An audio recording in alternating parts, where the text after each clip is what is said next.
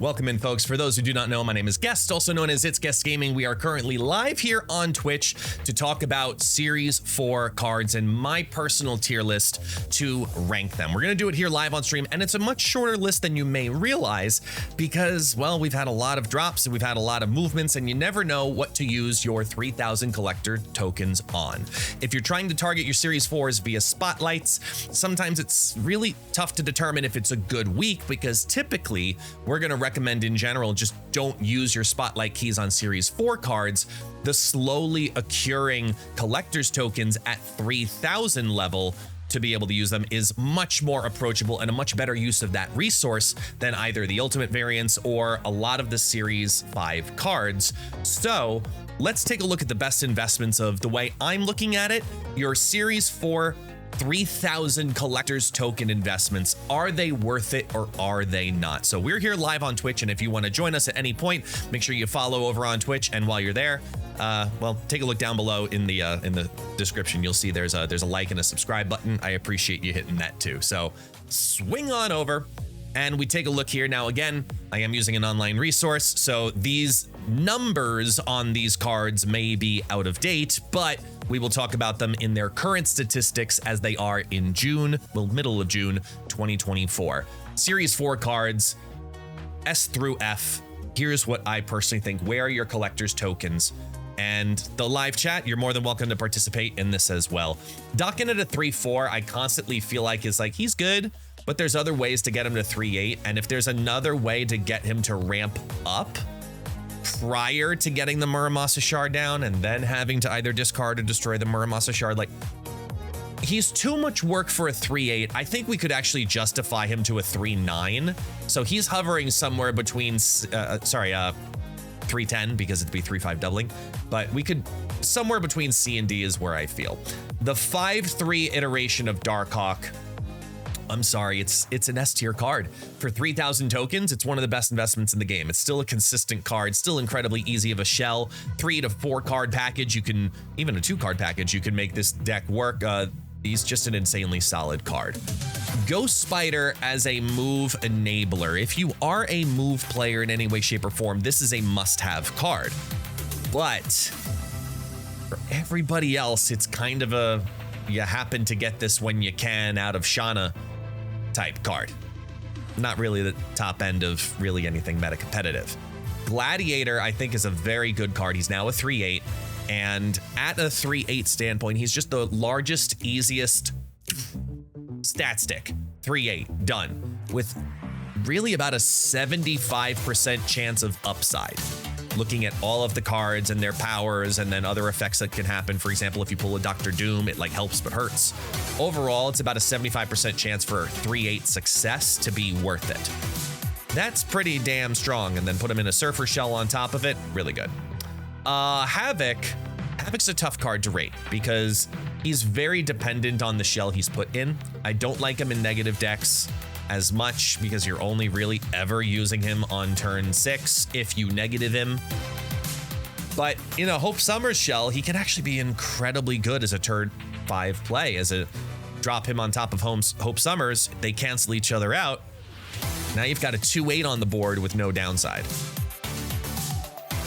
It's a really good shell. So I do like Havoc better than Dakin, but barely. So I don't know if I'm putting him upper C, lower B. This one's kind of tough. This one's tough. Hercules. 4-7 Hercules. Look, I've tried. I'm sorry. I've tried. At 4 cost, he doesn't work. He's still copium. He's still copium. What would you do if you had a 3 cost Hercules, everybody? Let me know down in the comments. Let me know here in the chat. And thank you so much for the follow, Rad. I think a 3-5 or a 3-6 Hercules is what Move needs to make Move officially competitive. But at 4 cost, even at 4-7, it's just too clunky. Just straight up too clunky. Hit Monkey in his 3 cost iteration. Good card, but Sage is now overshadowing him. So he's still a good card. He's still a good option. I'm going to leave him in the B tier just because he's consistent. He's easy, 3-8, 3-10, 3-12 in his deck. but again, a little dependent. Jean Grey. I like Jean Grey better than Havoc and not as much as Hitmonkey at 3-4. Really good. Really, really, really good. Very slept on card. Every now and then it makes an appearance in like these Spectrum decks that are really, really meta. I personally like Jean Grey, as weird as it is, in a Agatha move deck. Very, very fun. That's not as memey as you think it is. Give it a shot. But Jean Grey as a control element, certain hot location days especially, bottom of B tier I think is fine. Kitty Pryde, S tier card. I mean, enabler of power, enabler of mana, enabler of her own ramp. It's just of her own power. Like, she's just an incredibly good card. She's an S tier card without a question of a doubt. Null, I can't say he's an S tier card because Destroy is always in this weird place where it's never the best deck in the game because it's always a bridesmaid, never a bride. But it's so close. I'd say it's an A tier card. If you're a Destroy player, it's a mandatory card. But just overall, I think he's a little less flexible than Gladiator, so I'm gonna put him like that. I'm pretty comfortable with that. The brand new and improved Stegron, who's now a 4/7 with a controlled move. At the time of recording this, because we're recording this before I go on vacation, which is where I am at the time that this video releases, the 4/7 Stegron with the controlled move is really good. Really, really good. I just don't think a lot of people have figured him out yet. So I'm gonna leave him in the bottom of B for now, but I would not be surprised if over time his value does go up. I would not be surprised if he became top of B, maybe even an A tier card because he's good stats and guaranteed control. LDS, Lady Deathstrike in her 5/7 formation, destroying 3 power and less. She's not really necessary in Destroy. And now in the other really good shell that she was in, which was the Annihilus package, Cersei, in my opinion, is a better option. I think the randomness of Cersei is really, really good.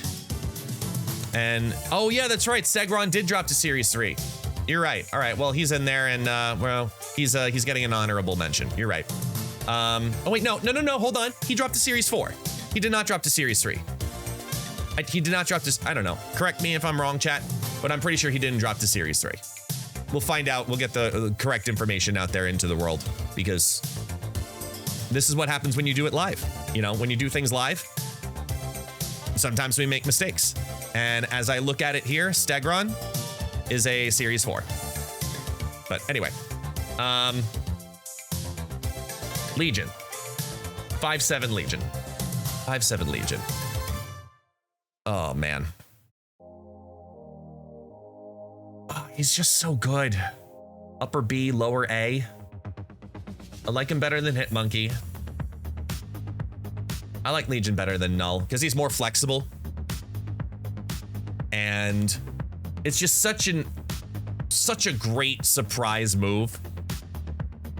There's a reason he had to get nerfed because he was just that good, and I think a lot of people forget about him all the time now. And now that time has passed, when you do get a Legion play out there, it's just like mind-blowing and can be game-winning. MODOK. MODOK's in the same boat as like Null and Hitmonkey to me. You need MODOK for certain discard shells, but not all discard shells. So his stock has kind of gone down. Kinda.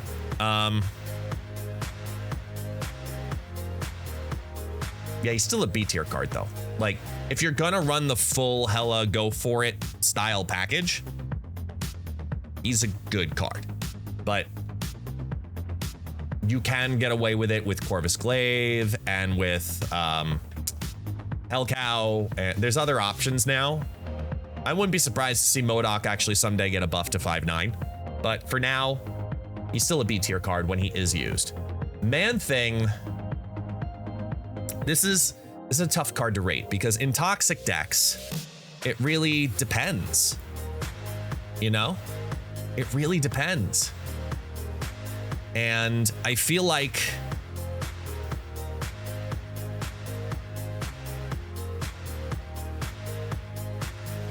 it depends on the deck. Like, in his deck, he works great, but one card disables him and is ruined. Yeah, looking at it was the series drops back in July. It looks like that they did, sorry, not July, in the one before that. In January, they did drop Stegron to Series 3. So, Snap Fan is actually out of date, but things happen. Meek. Not a mandatory card. It's a 1/0 now. It was too strong in discard. Discard has slowly kind of been, you know, rescinded back. And I just don't see Meek as necessary anymore. Like, lockdown discard doesn't work as much as I thought. It's just unnecessary. There's one very specific deck with the like pop off, you know, machine gun gambit style deck that Meek is very good in. But it's just like Ghost Spider, where you don't need to have it. You can run a billion other decks, billion other versions of the decks to make it work. Mobius and Mobius is a 3/3 S tier card, plain and simple. There are so many metas where he's as an ongoing 3/3 for control is just so necessary. I'm gonna say as a Series 4 card, he's like 911 need to have. I don't know if I'd put him above, but he's pretty damn good. Excuse me. Nebula, where Nebula's now been dropped into Series 4. I think Nebula gets a lot of disrespect because she's always a good 1-drop, and then you're never sure what kind of deck you want to rock her in, because Nebula's a card that provides a lot of control. It forces people to say, I need to keep an eye on that. I need to play into that lane. It's really a 911, like, hey, you drop Nebula on 1. It's a great start to that match. You're already way ahead. But it's very often pigeonholed to very specific types of decks. Like, for example, floater decks are going to want Sunspot, obviously, over Nebula, but you can play both, like a Haivo deck, for example. I think she's more flexible than Null, more flexible than Legion, but Gladiator's power is too consistent. Even with the RNG going against it sometimes, I think it's still pretty damn good. Nimrod. Again, another one of those, like, when it does its thing, it's great at 5/6 on its new stat line. I'm gonna put it top of C. Phoenix Force at 4/5.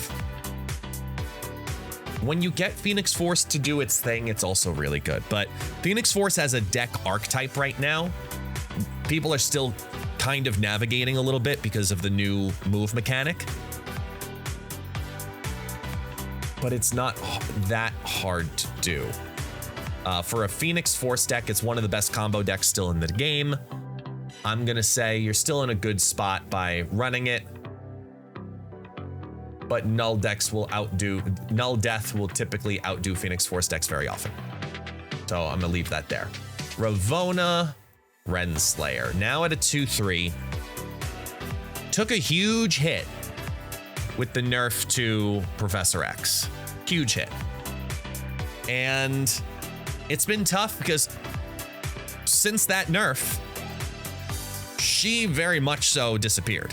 Very much so. But there are still good decks with her. I think a lot of people at the time that we're recording this are in mourning still of their Prof X decks, so they just stopped playing Ravonna.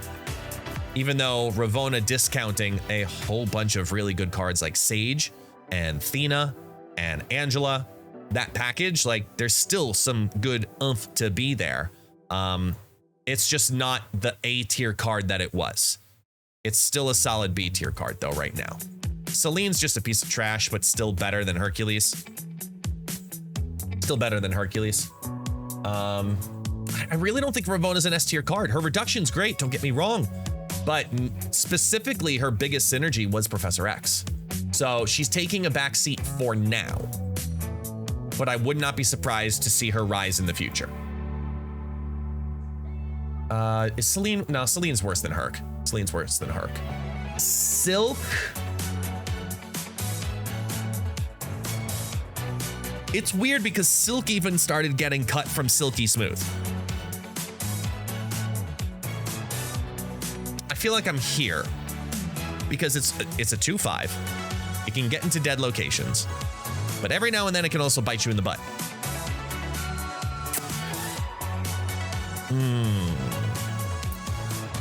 This is tough. There. I'll appease the crowd and remove Steggy entirely. Un segundinho. Then Snow Guard's also tough too, because Snow Guard's one of those cards where if I do it right, like if you work her into any deck, she's top tier in a Loki deck, okay in a Surfer deck, surprise in every other deck.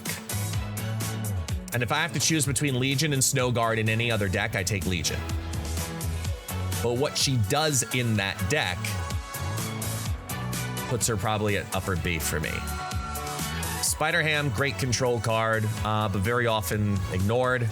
Will probably come in and out of the meta based on how prevalent Thanos is.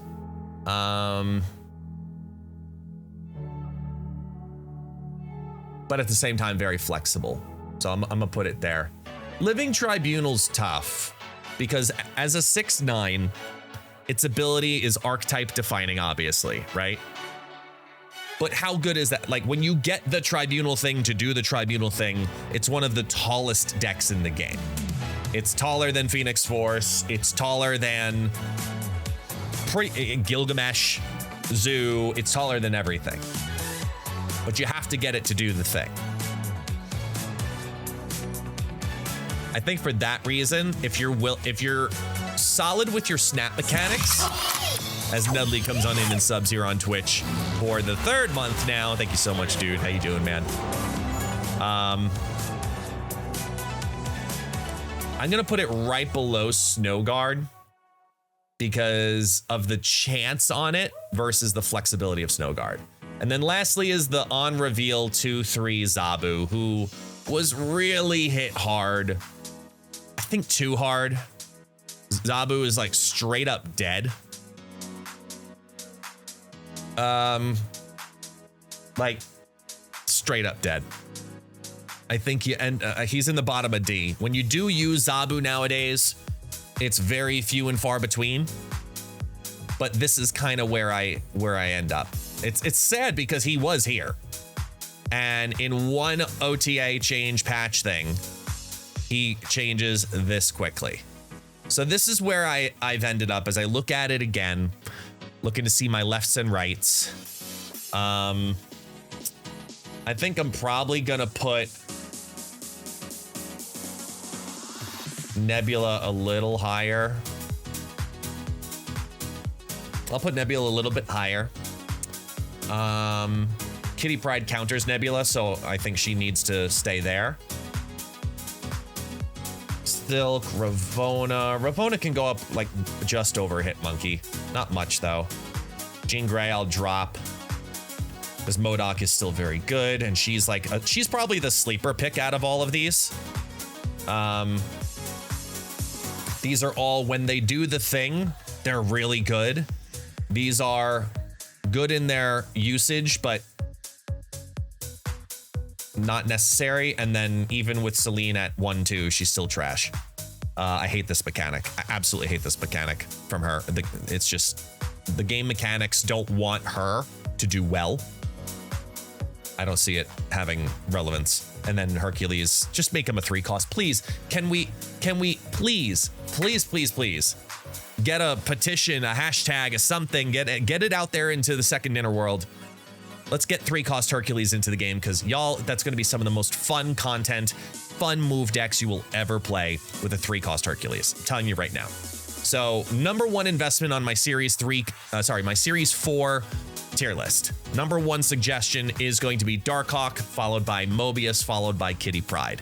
Anything in the A tier is going to feel like a good investment, but you need to be playing the decks that feature them to feel good about it.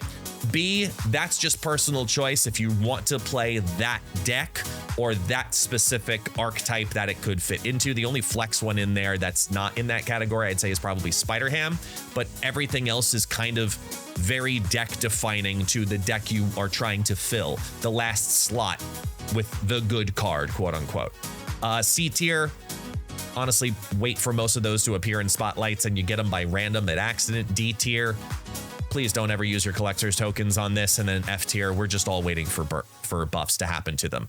This is my interpretation of a Series 4 tier list. I'd love to see what you think down below in the comments here on YouTube. And to my live Twitch community, everybody has opinions. I love the fact that we're all different in that aspect. This is mine. It is not the right list. It is just mine. Thank you so much, everyone, for watching today. Hit like and subscribe. You know the routine. And I will see you all next time as we take a look at the Series 5 cards in the next video. Thank you so much, everyone. See you then.